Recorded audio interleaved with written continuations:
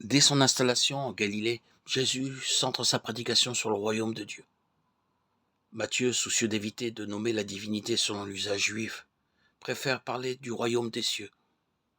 Cette expression, royaume de Dieu, est sans analogie dans le Premier Testament et relativement rare dans les textes de Qumran ou la littérature juive ancienne.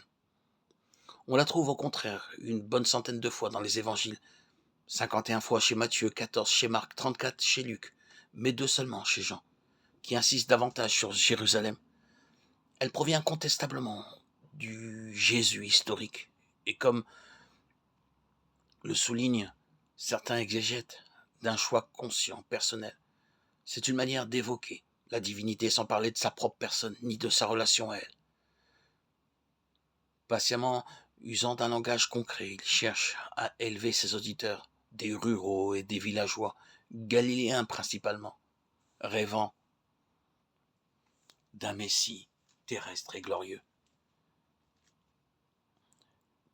vers la réalité invisible, d'un royaume transcendant.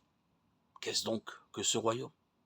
C'est la bonne nouvelle, la seigneurie de Dieu, sa puissance miséricordieuse et libératrice, se réalisant dans sa création, dans son peuple et son histoire.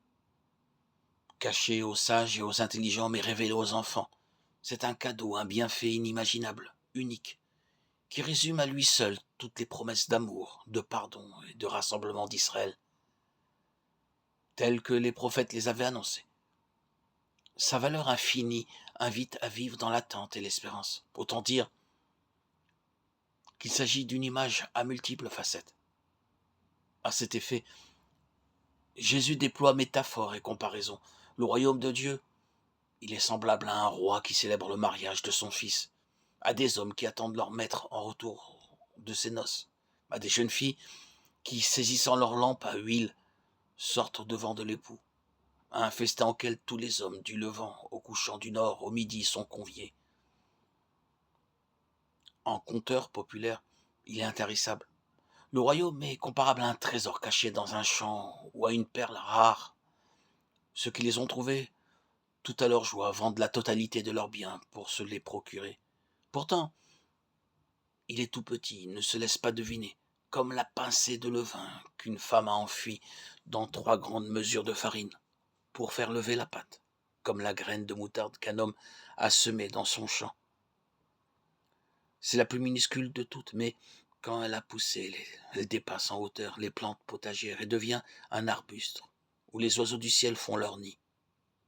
Sa croissance ne dépend pas de l'activité des hommes. Il en va de même de la semence qui germe secrètement en terre. Elle produit l'herbe, puis l'épi, enfin le blé, que l'on coupe à la faucille au temps des moissons.